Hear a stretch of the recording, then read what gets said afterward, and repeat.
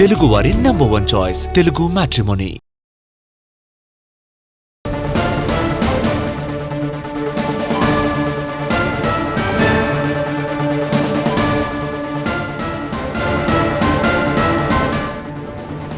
చిత్తూరు సమాచార శాఖ WhatsApp group లో న్యూడ్ వీడియోలు కలకలం రేపుతున్నాయి. డీడీ వేలాయుధం నెంబర్ నుంచి షేర్ అయ్యాయి ఈ న్యూడ్ వీడియోలు.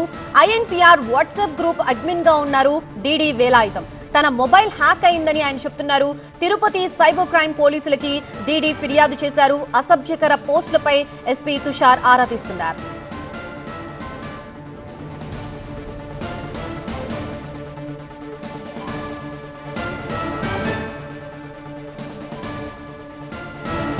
చిత్తూరు సమాచార శాఖ వాట్సాప్ గ్రూప్ లో న్యూడ్ వీడియోలు కలకలం రేపుతున్నాయి. డీడీ వేలాయుధం నెంబర్ నుంచి షేర్ అయినట్లుగా తెలుస్తుంది ఈ న్యూడ్ వీడియోలు.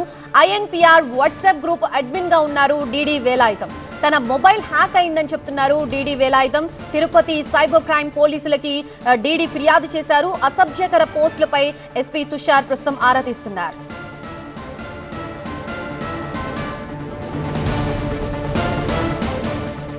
ఇదే అంశానికి సంబంధించి మనకి పూర్తి అప్డేట్స్ ఇవ్వడానికి మా ప్రతినిధి రాజు సిద్ధంగా ఉన్నారు. రాజు, అసలు ఈ న్యూడ్ వీడియోస్ ఎక్కడి నుంచి వస్తున్నాయి, అలాగే పోలీసులు ఏం చెప్తున్నారు, డీటెయిల్స్ ఏంటి?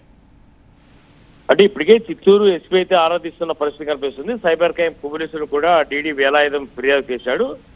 రాత్రి 11:24 సమయంలోనే ఇది పోస్ట్ చేశారు. ఉదయం 6:24 సమయంలో దీన్ని డీడీ అంటే మీడియా ప్రతినిధులు ఆయన దృష్టికి తీసుకెళ్లిన తర్వాతనే ఇవి డిలీట్ అయినట్టుగా తెలుస్తోంది. ఈ మేరకు ఆయన చెప్తున్న వాదన హ్యాక్ అయినట్టుగా. అయితే హ్యాక్ అయినట్టుగా ఇది గుర్తించలేదు, పొరపాటున ఏదైనా పోస్టింగ్ చేసి ఉండొచ్చు అన్న అనుమానం కూడా వినిపిస్తున్న నేపథ్యంలో పోలీసుల దర్యాప్తు అయితే కొనసాగుతున్న పరిస్థితి కనిపిస్తుంది. అయితే ఈ విషయము ఒక్కసారిగా అవాక్కు గురయ్యారు అధికారులతో పాటు మీడియా ప్రతినిధులు కూడా. సమాచార శాఖలో ఇలాంటి వీడియోలు దాదాపు 8 వీడియోలు 6 గ్రూపుల్లో పోస్ట్ అయ్యాయి.